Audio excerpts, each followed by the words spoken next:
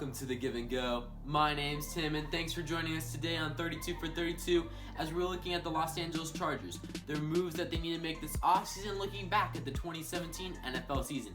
Before we do anything, go ahead and subscribe to our channel, follow us on Instagram at The Give and Go, and share it with your friends. I think they'd greatly appreciate it. So let's get into it with the Los Angeles Chargers. So for the 2017 NFL season, I give the Los Angeles Chargers a B.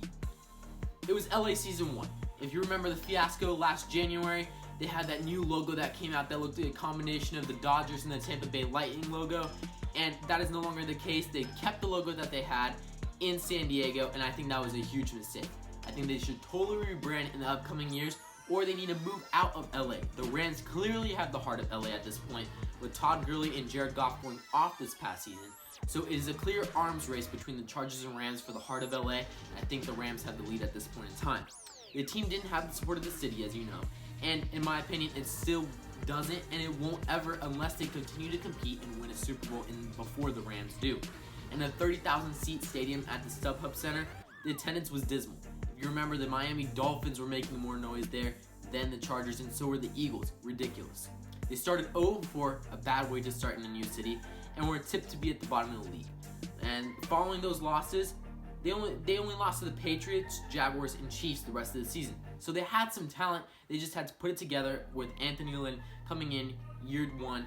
It's a good thing that he's been there. He's turned that franchise around, and it's looking good for the future. Injuries. Big pileup of injuries to begin the season. You look at Forrest Lamp, their second-round pick out of Western Kentucky, the offense guard, tipped to turn around that offensive line. He was out for the year. Denzel Perryman started the season on IR. Matt Slauson out for half a year. Jason Brett, the cornerback, played only one game for the whole entire season. Mike Williams produced little with a nagging knee injury that kept him out basically the whole first half of the season. But they did have some bright spots on that team after going 9-7. Keenan Allen, he played a huge role in the team's success down the stretch, and Hunter Henry has assumed the mantle from Antonio Gaines as a tight end one. I am so happy for Keenan Allen. He's had injury after injury after injury, and he's picked it up this past season, and he turned into a beast on the outside. For the 2018 offseason, it's 1 year closer to Philip Rivers' retirement, and then we'll talk about that in just a second. But it's an important year, as young pieces have had time in the league to develop and are ready to break out as elite superstars in an AFC West with the Chiefs rebuilding, the Broncos looking for a quarterback, and the Raiders looking to turn it around under John Gruden. So they have to get healthy and stay healthy.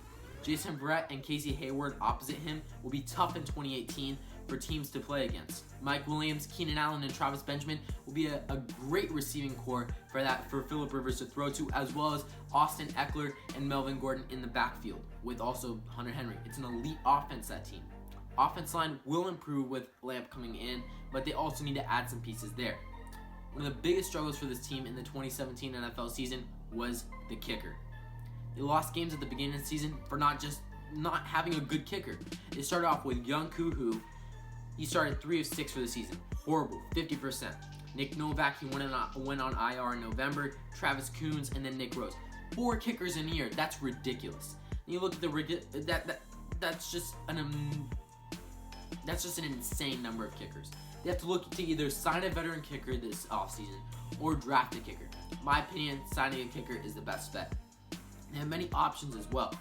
They have Graham Gano, Janikowski, Matt Bryant, Cairo Santos, and Dustin Hopkins, all who are free agents, and one of them will get paid, as Ryan Suckup got paid a 5-year, $20 million deal this offseason with the Tennessee Titans. They also have to find that quarterback of the future. Rivers is 36 years old, and he's still balling out. He had one of the best years this past season with Anthony Lynn as his head coach. Ridiculous. He will continue to be in this league for a long time. However, it's time to look to the future and find the quarterback that will take his spot in the next 2 to 3 years. There have been hints from the front office that seem to suggest that the team is looking to draft a quarterback in the first round of the draft that could learn behind Philip Rivers and develop leadership skills necessary to lead that team. 2 names come to mind. I'm thinking about Lamar Jackson and Baker Mayfield.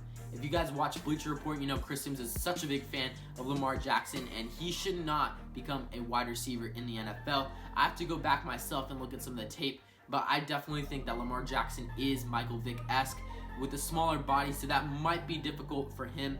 But we're forgetting about one of the key players on that team. Cardale Jones is still on that roster. They traded a 6th-round pick for him last year, and he may develop into the starter one day. It will be a sure sign that he will be the heir apparent to Phillip Rivers if they don't draft a quarterback whatsoever in this draft, so just keep an eye out for that. There's some other moves this offseason the Chargers can do. They need to add depth to the safety, linebacker, and offensive line to be able to compete in the league. Free agents, they have Trey Boston and Jeremiah Tissue that are free agents. I think that they need to go sign Trey Boston. He was a great player for them this past season at the secondary in the safety position, and they also have plenty of options in free agency and the draft. Thanks for joining us today on 32 for 32 on the Give and Go. Tomorrow we're looking at the struggling Seattle Seahawks and his Pete Carroll done in Seattle. Thanks for watching and have a great rest of your day.